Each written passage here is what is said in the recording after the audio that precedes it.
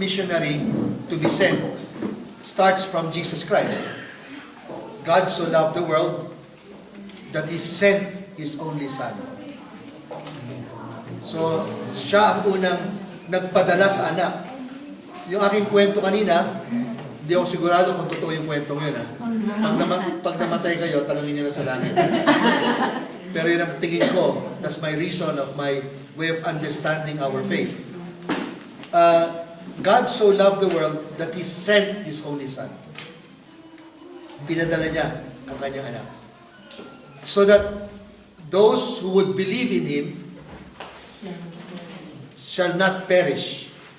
That is John chapter 3, 16. Good. So, the sending of the Son is now Jesus Christ saying to His disciples, as my Father has sent me, so I send you. John chapter 20 naman yan. So, as the Father has sent me, so I send you. So the word to send is coming from someone with the authority to send you. So kunyari, we've got here an ambassador. He is sent by Pinoy, by President Noynoy Aquino. He gets, or she gets, I don't know if it is a he or she, he gets the message from Pinoy, from the President, and he's the one to say that. So Jesus Christ was sent by the Father to give the good news. What is the good news? We cannot invent. Di natin pwede pong gawing atin yung good news. That's why Brother Frank always tells us to read the gospel kasi good news nga eh. Gospel is meaning good news. Ebanghelyo. That's the meaning of gospel, good news. So, ang nilalaman ng ating evangelization is the good news of the gospel. The good news, what did Jesus bring as a good news? What did Jesus say is good news for us? It consists in this. Very simple, The good news consists in this. That God loved the world. Mahal ng Diyos ang tao. Bakit? Kasi siya ama natin. Because He is our Father. Walang religion. There's no religion in the world that calls God Father. Mga Muslim, tumbayan lahat. They have to go down and say, Allahu Akbar, Akbar, Akbar. God is great, God is great. So, tiklop sila. Their fear of God. Takot sila sa Diyos. And therefore, all the other religions have the same. Supreme, Almighty, great God. We also have the same words. But, remember for us, you call God Father. When you pray, say, Abba, Father. The good news is, God loves the world so much. That's the good news. And because He loves us so much, He sent His Son to die for us. Mas mabuti na lang siyang mamatay kesa tayo'y mapinsala. Yun ang magandang balita. The good news of God is that He would rather die than we should perish. And because He wants us to live, He offers His life. What is His life? Himself. God is life. I don't know, may mga singles pa man dito, no? Meron pa yung mga singles. Mga unmade sa iba eh. Pa single-single pa eh, unmade naman. Hindi single. Ako ko double. For those who are single, especially the women, don't believe your boyfriend when he gives you chocolates. Or gives you flowers. Or gives you even a diamond ring. Don't believe. Because the real gift is when a person can give a part of himself. Yes. When you say, I'm going to give my life, wala na akong pwede ibigay pa. Kasi I can buy roses, I can buy flowers, I can buy chocolates, I can buy even diamonds anytime. But I cannot get back my life. When I offer it, I die. That you may live.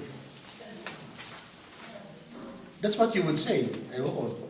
Yung mga nag-asawa sa inyo, sinabi niyo ba yun sa inyong asawa? I would love you for what? For better?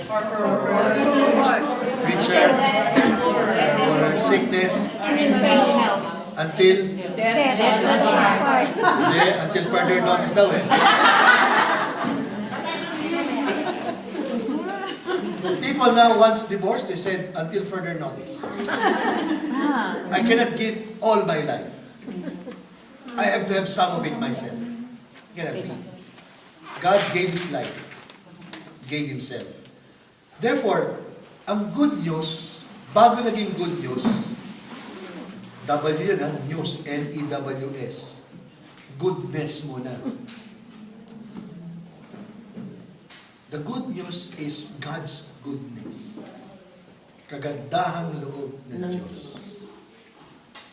Bago siya naging balita, bago na ipabalita, eh kasi nakita ang kanyang kagandahang loob. Naramdaman ang kanyang kabutihan.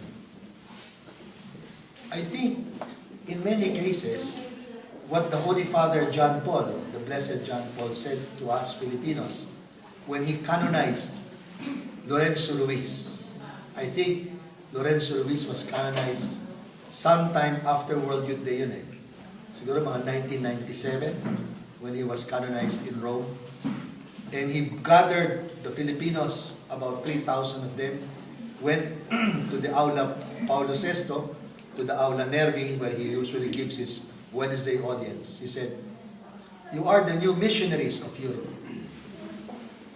And what makes you missionary is because of your goodness of heart. You conquer a lot of families by your goodness. Sa inyong kabutihang asal, sa inyong kagandahang loob, eh napapalapit nyo ang maraming tao sa Diyos." So, yung ating araw-araw na ginagawa, tanggalin nyo lang po yung kasungitan. Evangelizers na kayo. Totoo. Just do it. Yung sinasabi natin, kilala ang Pilipinas sa pagiging gracioso. And that goodness, it's not, you cannot pay. Di mo pwedeng bayaran ang kabutihan na loob na isang tao. It's always beyond compensation. Kasi it's a form of loving. Loving you cannot pay. That's why it's very important that if we have this second core value, we know what it means. We have become children of God because we are being sent. Wherever we are, we're being sent by God to carry with us the good news. And the good news that He wants us to first show is His goodness. Kasi, kaya siya naging tao eh, para ipapamukha muna kung sino ang Diyos. Magkaroon ng mukhang tunay ang Diyos sa tao. At ano ang ginawa niya? Naging makatao. Bago ka pwede maging makadiyos, magmakatao ka muna. Kasi ang Diyos naging tao. Para ang tao maging makamukha ng Diyos. Pero para ka maging kamukha ng Diyos, magpakatao ka muna. You become truly human to each other.